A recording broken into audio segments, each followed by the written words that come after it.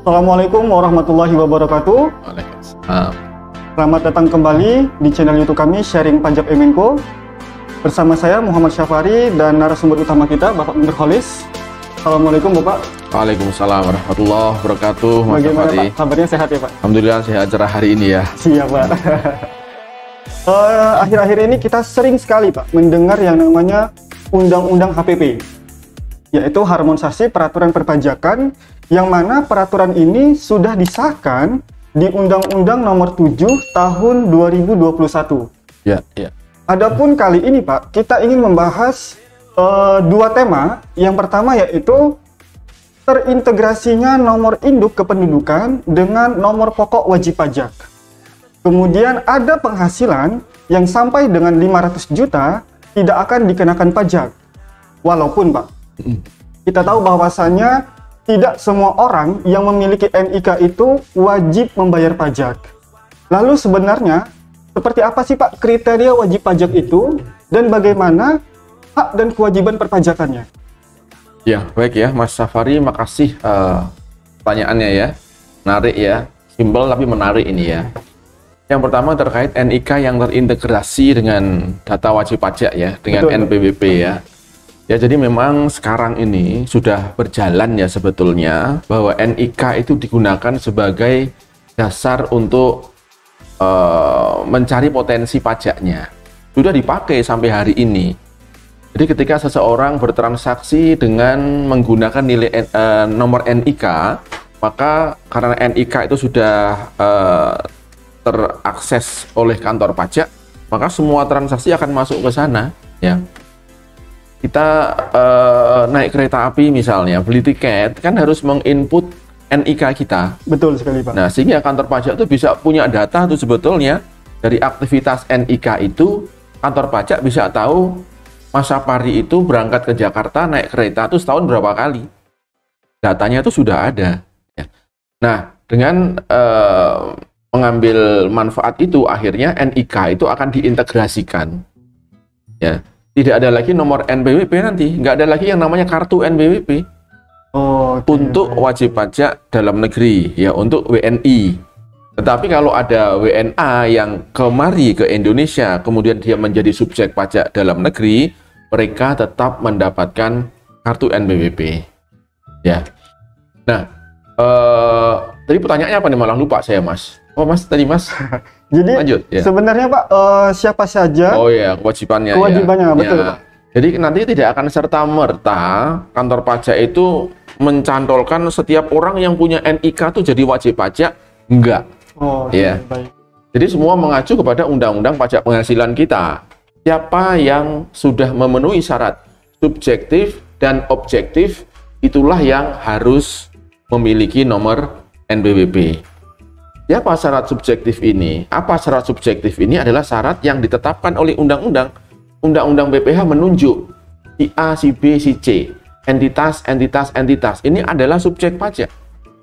Nah, secara lengkapnya di undang-undang mengatakan subjek pajak itu adalah orang pribadi dan badan ya. Sebetulnya ada satu lagi yang namanya bentuk usaha tetap, tapi ini adalah subjek pajak luar negeri yang punya perwakilan, yang punya cabang, yang punya aktivitas atau penghasilan di Indonesia. Tapi kita kelompokkan dua ya, orang sama badan. Ini syarat subjektif. Ketika dia wujudnya masih orang, Mas Syafari orang, Betul. saya orang, kita subjek pajak. Oh, Tapi ketika kita berdua ini tidak punya penghasilan, maka NIK kita masih bersih ya, masih perawan ceritanya ya. Jadi belum ada itu kewajiban membayar pajak penghasilan karena syarat yang kedua ini belum terpenuhi, nggak ada objeknya, belum ada pasangannya di situ. Jadi syaratnya masih jomblo, ini nggak boleh ya. Jadi harus dua ini berpasangan, baru dia wajib memiliki NPWP. Nah, syarat yang kedua ini yang masalah objek ini pun juga dilihat sumbernya dari mana. Kalau dia cuma dari pekerjaan atau karyawan, itu batasannya PTKP. Selama karyawan masih di bawah PTKP, ada kelonggaran, ada toleransi, dia tidak wajib menjadi memiliki NPWP. Tetapi kalau orang itu sumber penghasilannya dari usaha, walaupun masih di bawah PTKP, dia hukumnya wajib. Karena siapa tahu bulan depan nanti naik ya. Karena kan setiap hari bisa beda-beda tuh kalau orang usaha tuh. Betul sekali Pak. Ya, jadi bedakan syarat objektifnya ini, dia wajib NBP kapan, tergantung dari dia itu karyawan atau bukan karyawan. Kalau karyawan dia lihat gajinya plus tunjangannya tiap bulannya melebihi PTKP apa tidak. Kalau nggak melebihi, NIK-nya selamat nih, nggak akan dicentang status wajib pajaknya. Tapi kalau dia pengusaha, sekecil apapun kalau dia pengusaha, itu akan tercentang. Karena pengusaha, ya, itu bedanya. Jadi dua syarat untuk menjadi seorang wajib pajak adalah harus ada subjeknya, harus ada objeknya. Berarti dua ini harus terpenuhi ya Pak ya? Harus terpenuhi ya. Istilah bahasa Jermannya itu Tatbestand. Tatbestand itu syarat terpenuhinya subjektif dan objektif. Ya. Oke, baik. Berarti Pak Nur, tidak semua orang pribadi itu wajib membayar pajak ya Pak ya, selama dia tidak terpenuhi syarat subjektif dan syarat objektifnya. Ya, itu kesimpulannya di sana. Ya. Oke, baik. Jadi jangan salah sangka ya bahwa NIK itu semua orang yang punya KTP berarti jadi wajib pajak. Tidak. Ya, baik, itu informasi yang bias ya. Bias, baik, ya. baik Pak. Berarti Pak Nur, status wajib pajak itu tidak hanya melekat kepada orang pribadi saja ya Pak ya? Ya. Badan pun juga bisa menjadi wajib pajak ya Pak ya? Betul. Oke, baik. Karena badan itu juga punya potensi mendapatkan penghasilan. Termasuk badan yang dia non-profit. Walaupun non-profit ya Pak ya? Ya, yayasan misalnya, walaupun dia non-profit, pasti ada kemungkinan dia menyewakan lahannya. Nah, sewa di sana. Nah, itu juga ada potensi penghasilan. Walaupun untuk yayasan tertentu, kayak pendidikan, ya, kemudian sosial keagamaan, itu ada fasilitas tambahan. Oke, Anda harus punya NPWP. Tetapi kalau Anda ada surplus, kalau Anda ada laba Anda nggak akan dipajaki kalau dikembalikan lagi kepada fungsi yayasannya, yaitu kepada pendidikan dalam pembangunan sarana dan prasarana. Maka atas surplusnya, atas laba yayasan seperti ini tidak bakal dikenai pajak. Tapi punya NPWP wajib, lapor SPT wajib, ya.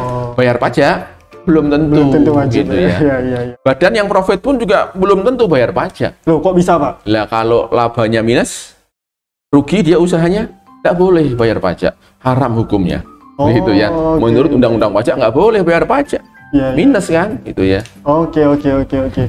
Pak, ini Pak, banyak yang menjadi pertanyaan, khususnya Pak, pengusaha toko kelontong ini Pak. Kelontong ya. Toko kelontong. Swalayan ya. Swalayan, ya, betul. Baik. Jadi kan Pak, di Undang-Undang HPP itu menyebutkan bahwasannya apabila penghasilan kita sampai dengan 500 juta, itu tidak akan dipajaki Pak. Iya. Nah, pertanyaannya adalah, apabila pengusaha tersebut telah memiliki NPWP, apakah langsung otomatis bisa memanfaatkan fasilitas tersebut, Pak? Iya. Kemudian, syaratnya apa saja untuk bisa mendapatkan fasilitas tersebut, Pak? Iya, baik ya. Jadi, alhamdulillah ya pemerintah dengan undang-undang HPP-nya tentunya bersama DPR ya, menetapkan batasan usaha omsetnya yang tidak kena pajak. Ya, jadi dipersamakan dengan karyawan saja mendapatkan fasilitas tidak dikenai pajak. Maka si pengusaha ini pun juga sama, termasuk pengusaha yang pengenaan pajaknya dengan cara final tadi. Nah, aturan final ini kan diatur di peraturan pemerintah nomor 46 2013 dulu ya, kemudian kan direvisi di PP 23 tahun 2018. Nah, siapa saja yang berhak sesuai PP 23 itu, maka dia berhak mendapatkan fasilitas yang 500 juta pertama tidak kena pajak itu. Jadi kita harus lihat dulu nih, PP 23 itu siapa yang bisa menggunakan ya. Kalau dia nggak berhak, misalnya nih ada konsultan perencana konstruksi, dia orang pribadi itu, omsetnya juga nggak sampai 500 juta ya. Apakah dia bisa menggunakan PP 23 yang nggak bayar pajak ini? Jawabannya adalah ada di PP 23 itu. Di PP 23 mengatur siapa-siapa yang tidak boleh menggunakan PPh final 0,5%. Di antaranya adalah orang pribadi yang sumber penghasilannya dari pekerjaan bebas, dari jasa. Itu nggak bisa pakai PP 23 ya. Berarti yang bisa siapa? Yang bisa adalah mereka-mereka yang melakukan perdagangan ya, pedagang kayak toko kelontong tadi. Maka dia boleh nih menggunakan hak itu, dengan catatan dia belum pernah mencapai omset 4,8 miliar ya. Dengan catatan waktu 7 tahunnya dia belum terlewati sejak tahun 2018. 18, 7 tahun itu berapa tuh? 2025 ya nanti 2025, ya. betul. Jadi sekarang masih berlaku nih. Ya, jadi manfaatkan teman-teman yang belum paham, toko kelontong, kemudian bengkel misalnya. Toko apa lagi, Mas? Toko sepatu, toko betul. tas ya. Kalau dia total omsetnya masih belum pernah mencapai 4,8 miliar, maka Januari kalau omsetnya masih 100, tidak usah bayar pajak, tidak usah lapor pajaknya. Ya, berdoa saja supaya bulan depan omsetnya naik gitu ya, sama ikhtiarnya dikuatkan ya. Bulan kedua 200 juta, belum bayar pajak juga, uang kumulatifnya masih di bawah 500 sampai nanti suatu bulan mencapai 500, baru kelebihannya dia harus bayar PPh final yang 0,5%. Gitu Mas Safari ya. Baik. Berarti Pak, tidak semua wajib pajak itu bisa mendapatkan fasilitas penghasilan di atas di bawah 500 juta. Nggak bisa. Tidak dikenakan pajak ya Pak ya? Nggak bisa. Hanya orang pribadi yang selain yang dilarang oleh PP 23 itu. Oke, baik Pak. Kemudian Pak, pertanyaan terakhir ini Pak. Ya. Apakah ada jangka waktu untuk kita dapat fasilitas penghasilan kurang dari 500 juta tidak dikenakan pajak Pak untuk orang pribadi? Ya, berarti syaratnya kan ada dua nih. Yang pertama, omsetnya belum mencapai 4,8. Jadi kalau selama 10 tahun ke depan omset nggak pernah menyentuh 4,8, berarti syarat berikutnya adalah setelah lewat 7 tahun baru dia menggunakan cara menghitung pajak dengan PPh pasal 25. Harus beralih. Baik. Karena PP 23 itu kan berlaku hanya 7 tahun kalau untuk orang pribadi saja. Berarti tahun ini 2002 manfaatkan, 2023 masih bisa manfaatkan, 24 masih bisa manfaatkan, sampai 7 tahun sejak tahun 18, 19, 20, 21, 22, 23, 24. 25 Bapak Ibu harus menghitung laba atau rugi usahanya. Nah, dari laba rugi itulah yang nanti akan dihitung pajak dengan tarif normal. Ya, mudah-mudahan untung terus, omset naik terus ya, sehingga nggak perlu bayar pajak 0,5% dari omset. Kan kadang-kadang itu merugikan kan? Betul sekali, 0,5% dari omset. Nah, untuk orang-orang yang marginnya di bawah 5%, nah dari penelitian hitung-hitungan itu rugi kalau menggunakan tarif ini. Oke. Ya, makanya si wajib pajak ini diberikan kesempatan boleh memilih supaya Anda nggak dirugikan. Anda boleh pilih deh. Kalau marginnya kecil, ya sudah pakai tarif kali laba saja. Syukur-syukur nggak laba, berarti nggak bayar pajak. Ya tapi janganlah kalau nggak laba ya Mas ya. Harapannya kan laba. Harapannya bayar pajak besar supaya apa? Labanya besar gitu ya. Oke, siap. Kalau pengen bayar pajaknya kecil, berarti doanya itu labanya kecil. Labanya kecil terus ya Pak ya. Janganlah ya, doanya adalah pajaknya besar. Pajaknya besar ya Pak ya. Gitu. Oke. Pak, ini Pak ada pertanyaan titipan Pak. Boleh. Jika toko kelontong itu sebagian penjualannya melalui e-commerce Pak. E-commerce ya, online ya. Online, betul. Bagaimana sih Pak aspek perpajakannya, ataukah ada aspek perpajakan khusus untuk e-commerce Pak? Ya, jadi penjualan online, offline itu kan merupakan strategi marketing ya. Jadi orang kalau zaman sekarang masa-masa di rumah saja, kalau kita buka toko pasti orang jarang lewat. Betul. Makanya kita cara jual barang di toko kita yang sepi itu, kita buka toko di media online, di e-commerce, di toko yang nggak kelihatan ya. Iya, betul. Di dunia maya sana. Ya kita buka toko di sana di marketplace. Kita sebagai merchant ya, kita nitip jual di mall ya. Mallnya namanya Tokopedia, Bukalapak, apalagi Shopee dan lain-lain. Itu kan mallnya ya. Nah kita punya toko di situ ya. Nah itu sama saja sebetulnya. Karena ujungnya pajak itu kan yang dilihat penghasilannya. Mau dia online, mau dia offline, silahkan saja. Ya, cara ngitungnya biasa-biasa saja. Biasa saja ya Pak ya, baik. Berarti Pak Nur, kesimpulan kita pada hari ini yang pertama adalah tidak semua orang yang memiliki NIK itu wajib membayar pajak Pak. Betul. Kemudian yang kedua, tidak selalu menjadi wajib pajak. Tidak selalu menjadi wajib pajak. Gitu. Baik. Kemudian yang kedua Pak, apabila penghasilan kurang dari 500 juta, maka tidak akan dipajaki, betul ya Pak ya? Omsetnya Pak ya? Oke, baik. Ya. Berarti tapi hanya khusus untuk pengusaha orang pribadi ya Pak ya? Ya, selain yang dia pekerjaan bebas ya. Oke, ya, baik.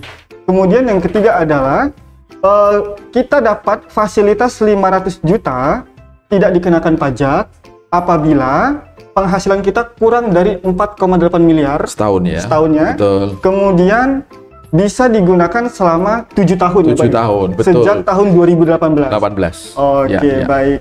Mungkin seperti itu saja Pak Nur Baik, perbincangan Mas kita pada Safari. hari ini. Baik, menarik ya Mas ya. Iya, betul sekali. Lihat semoga manfaat buat teman-teman di sana ya. Siap, Pak. Ya, ya. Baik, Bapak Ibu sekalian, demikianlah perbincangan kita pada hari ini. Sampai ketemu di perbincangan isu-isu pajak selanjutnya. Sampai berjumpa. Assalamualaikum warahmatullahi wabarakatuh. Waalaikumsalam.